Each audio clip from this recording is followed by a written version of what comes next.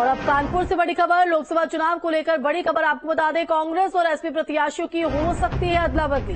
कानपुर और जालौन सीट पर अदला बदली की चर्चा जोरों पर। कानपुर की समाजवादी पार्टी विधायक अमिताभ वाजपेयी लड़ सकते हैं चुनाव। सूत्रों के हवाले से जानकारी आपको बता रहे हैं, अजय कपूर के बीजेपी में शामिल होने से कांग्रेस ने बदला प्लान। तो एसपी प्रमुख अखिलेश से कांग्रेस आलाकमान की बात हो चुकी है। सूत्रों के हवाले से जानकारी सामने आ रही है। आपको बता दें, अजय कपूर के बीजेपी में शामिल होने से कांग्रेस ने अपना प्लान बदला है। दरअसल आपको बता दें कि कानपुर जो सीट है वो कांग्रेस के खाते में आई थी और माना जा रहा था यहां से कि कांग्रेस अपना प्रत्याशी मैदान में उतार सकते हैं, लेकिन इस बीच ये बड़ी जानकारी निकलकर सामने आ रही है, कांग्रेस और एसपी प्रत्याशियों की अदला बदली हो सकती है। तो कानपुर और जालौन सीट पर अदला बदली की जो चर्चा है वो सामने आ रही है। कानपुर से एसपी विधायक अमिताभ वाजपेयी लड़ सकते हैं चुनाव। ये वो सीट है जो कांग्रेस के खाते में गई थी, लेकिन अजय कपूर ने जिस तरह से बीजेपी का दामन थामा है उसके चलते कांग्रेस का जो प्लान है वो बदला।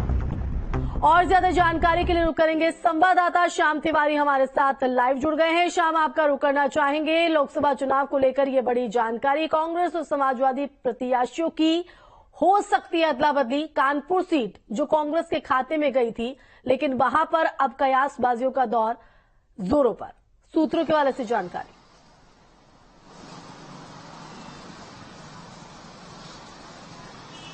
देखिए, आपको बता दें कि कांग्रेस ने पहले यहां से अजय कपूर को लड़ाने की पूरी तैयारी कर रखी थी, क्योंकि अजय कपूर की जब बात होती है तो बात होती है गोविंद नगर और किदवई नगर विधानसभा सीटों की, क्योंकि वह गोविंद नगर में से भी चुनाव लड़ चुके हैं और किदवई नगर से भी चुनाव लड़ चुके हैं और 60 से 70 हजार वोट उनको वहां पर मिलता रहा है हमेशा। तो ऐसे में माना जाता है कि अगर वो चुनाव नहीं भी लड़ते और दूसरा कोई प्रत्याशी कांग्रेस से चुनाव लड़ता तो इन दोनों विधानसभा सीटों से जो उनका होल्ड है वो निश्चित तौर पर कांग्रेस के प्रत्याशी के लिए लाभदायक सिद्ध होता और ये इतना वोट कांग्रेस प्रत्याशी के पक्ष में जाता है। दूसरी तरफ अगर सपा की दावेदारी की बात की जाए तो मौजूदा समय में जो कानपुर लोकसभा सीट है उसमें 5 विधानसभा सीटें आती हैं, उनमें से 3 पर सपा के विधायक काबिज हैं, सपा के विधायक काबिज है, बाकी 2 पर बीजेपी के विधायक हैं। तो कांग्रेस की कहीं स्थिति बनती हुई नहीं दिख रही। पिछली बार आपको बता दें कि विधानसभा की बात की जाए तो कैंट में जरूर कांग्रेस के विधायक थे, लेकिन इस विधानसभा चुनाव में वो अपना चुनाव हार गए थे और वहां से सपा की जीत हुई है। तो ऐसे में एक समीकरण ये बनता हुआ दिख रहा है कि क्योंकि ये सीट है वो कांग्रेस के खाते पे गई है, लेकिन अब जिस तरीके से हालात बदले हैं कांग्रेस के पास इतना मजबूत प्रत्याशी नहीं है।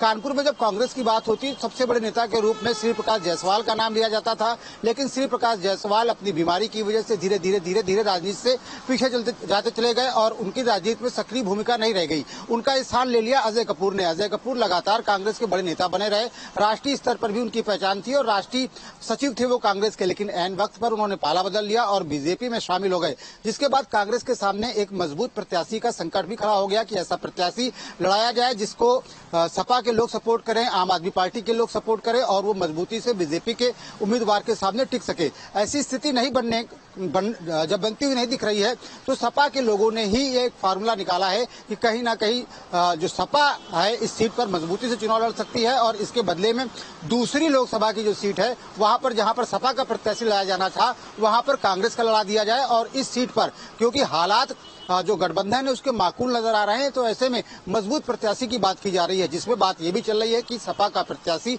यहां से चुनाव लड़ सकता है और जबकि जालौन है, जालौन से कांग्रेस के प्रत्याशी को चुनाव लड़ाया जा सकता है, जिसको लेकर के जो सोर्सेस है उनका कहना यह है कि लखनऊ के स्तर पर, राजधानी स्तर पर बातचीत का सिलसिला भी शुरू हो चुका है। और दूसरी तरफ स्थानीय स्तर की अगर बात की जाए तो सपा ने अपनी तैयारियां भी करनी शुरू कर दी हैं। यहाँ से अमिताभ वाजपेयी को प्रत्याशी बनाया जा सकता है, जो कि अभी मौजूदा वक्त में आर्यनगर से सपा के विधायक है और उनकी पत्नी ने अभी नगर निकाय चुनाव में मेयर का चुनाव लड़ा था और काफी मजबूत टक्कर दी थी बीजेपी को। तो ऐसे में उन्होंने अपनी दावेदारी को प्रस्तुत किया है। अब देखना ये होगा कि अंतिम फैसला क्या होता है। हालांकि दोनों ही पार्टी समीकरणों को समझने का प्रयास कर रही है और क्योंकि चाहते ये है कि जो बीजेपी है क्योंकि काफी मजबूत है उत्तर प्रदेश में, ऐसे में एक एक सीट को लेकर के काफी कड़ा संघर्ष देखने को मिल रहा है। तो जिताऊ प्रत्याशी की चाह में ये जो अदला बदली है वो हो सकती है यहाँ पर। जी बिल्कुल, लेकिन आप ग्राउंड पर है, हालांकि अदला बदली क्या होती है, ऑफिशियल अनाउंसमेंट कब तक होती है, यहाँ पर देखना होगा।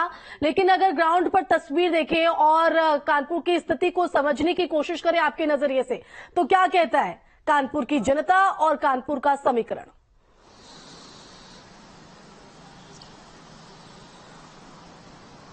देखिए, कानपुर के अगर समीकरण की बात की जाए तो कानपुर में सबसे ज्यादा जो यह लोकसभा सीट है उसमें ब्राह्मण मतदाता है। उसके बाद नंबर आता है अल्पसंख्यक वर्ग का, यानी कि मुस्लिम मतदाता यहाँ पर बड़ा निर्णायक स्थिति में है।